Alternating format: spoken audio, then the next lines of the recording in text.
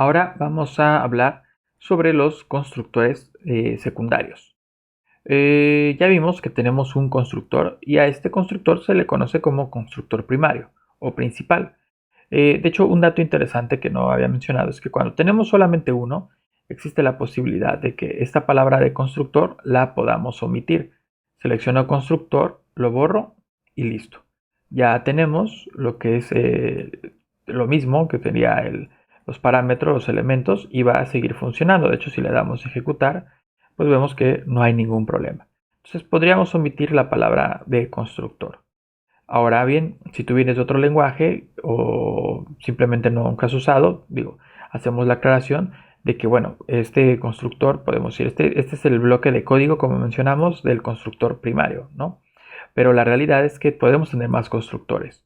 Para eso, lo que haríamos sería utilizar la palabra constructor, abrimos paréntesis, abrimos, cerramos las llaves, ¿ok?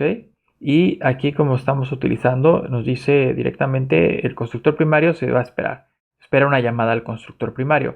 El primario pues es este que estamos teniendo en la parte de arriba. Entonces, lo que vamos a tener que hacer es poner aquí nombre, dos puntos string, coma, edad, dos puntos int, por ejemplo, y ponemos coma, ponemos algo distinto para que funcione, como un constructor de verdad. Recuerda que lo importante es que pues, no tiene caso llamar los mismos parámetros para dos constructores distintos. Agregamos, por ejemplo, la variable x y decimos que va a ser también un entero. ¿Ok? Ahí todavía nos sigue marcando error. ¿Por qué? Porque como dice, esperamos la llamada.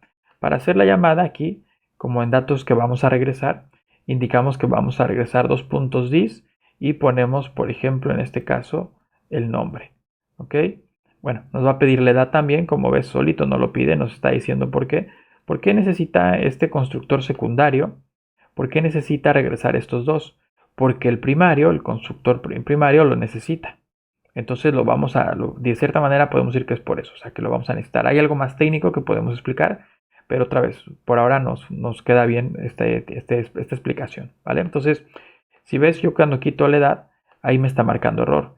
Pero si yo coloco el mouse encima, ¿vale? Y empiezo a revisar los mensajes, por ejemplo ahí me dice, pues falta edad. ¿Y con qué es lo único que coincide? Pues coincide con que en el constructor principal lo estamos solicitando.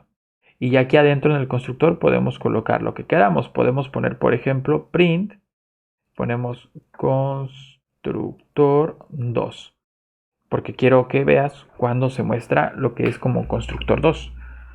Ahora bien, vamos a crear un tercer constructor. Aquí abajo vamos a agregar constructor, ponemos de nueva cuenta nombre, dos puntos string, edad, dos puntos int, ponemos x, dos puntos int, y podemos poner y o y, dos puntos int. De nueva cuenta me va a salir el error como anteriormente y tenemos que agregar los dos puntos dis y paréntesis. Ponemos en este caso que tenemos que regresar, como mencionamos, nombre, edad. ¿Vale? Lo ponemos y listo. Recuerda que tenemos un constructor primario y es al que tenemos que considerar. Aquí adentro vamos a poner pues un print, simplemente para que veamos cuando se ejecuta. Ponemos constructor 3, ¿vale? Y ahí está, listo. Esto de aquí arriba pues, es un código que sobra de no sé desde cuándo. Vamos a eliminarlo. Le damos guardar, vemos que tenemos, te explico rápido, tenemos la clase persona que tiene un constructor primario que tiene que recibir un nombre y una edad. Tenemos dos propiedades, nombre y edad, y ya están inicializadas porque tenemos que, ya vimos por qué, nosotros ya vimos que en las funciones no pasa nada, pero cuando usamos clases sí tenemos que inicializarlas. Luego tenemos el init, que es el bloque que se va a ejecutar al inicio, y lo que hacemos es recibir el parámetro nombre y asignárselo a la propiedad nombre, recibir el parámetro edad y asignárselo a la propiedad edad. Luego tenemos un segundo constructor que definimos en caso de que necesitemos, y lo que le decimos es nombre, edad y un elemento x, es lo que vamos a utilizar, pero de todas maneras regresamos o indicamos el dis con nombre y edad. ¿vale? Mandamos a imprimir simplemente un mensaje que diga constructor2 y aquí lo mismo necesitamos. Ponemos el dis, regresando también nombre y edad, porque el constructor principal podemos interpretarlo así, lo puede implementar.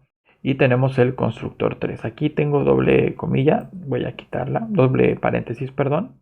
Y abajo tenemos dos métodos, que son método caminar y método correr. ¿Cuántos constructores podemos tener? Los que necesitemos y los que consideremos, ¿vale? Y pues no hay ningún problema, los podemos tener así. Ahora bien, cuando yo estoy aquí en la parte principal, ¿vale? Vamos a mandar a ejecutar, bueno, a crear el objeto José del tipo persona. Vamos a darle ejecutar. Se ejecuta, vemos que está todo bien, ¿vale? Vemos que no pasa nada. Ahora, fíjate en lo siguiente. Voy aquí al init, escribir lo mismo, print, y ponemos constructor 1, ¿ok? Porque no teníamos esa instrucción. Vamos a darle a ejecutar. Y ahora vemos que sí sale el constructor 1. Al menos ejecuta el constructor 1. ¿Por qué? Porque solamente estamos creando utilizando el constructor 1. Pero ¿qué pasa si yo aquí le pongo una coma y agrego el número 1? Si le damos a ejecutar, se ejecuta el constructor 1, pero además también se ejecuta el constructor 2. Recuerda que init es un bloque de código. Hay una discusión en donde si un init es el constructor. Técnicamente init en realidad es un bloque aparte, es un bloque. Es un bloque que al final se ejecuta siempre que se va a crear el objeto, ¿vale? Inicializar. Pero es más un código, un bloque de inicialización y técnicamente se maneja así, ¿vale? Pero en comportamiento, si tú vienes de otros lenguajes y has utilizado un constructor, podemos decir sin ningún problema que el init se acaba comportando como un constructor, ¿vale? Lo digo y hago la aclaración porque otra vez en algunos foros o en algunos lados hay discusiones eternas sobre este tipo de cosas. Nosotros no vamos a perder el tiempo en eso, pero sí hago la aclaración adecuada de los conceptos. Entonces vemos que se ejecuta el constructor 2. Ahora bien, si yo agrego aquí otro atributo, ¿vale? Otro elemento que yo necesito, otro parámetro, perdón, y le damos a ejecutar, vemos que nos muestra el constructor 1 y el constructor 3.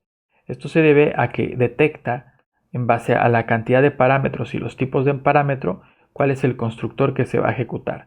Por eso es que en la primera vimos el 1 y el 2 y en la segunda vimos el 1 y el 3. ¿Por qué? Porque agregamos un parámetro más y esto es para cuando tenemos 4 parámetros, ¿vale? Entonces, ahí está, los constructores los podemos ir definiendo conforme a nuestras necesidades y mandar a llamar el que necesitamos automáticamente con simplemente colocar la cantidad de parámetros cuando estamos creando ese objeto.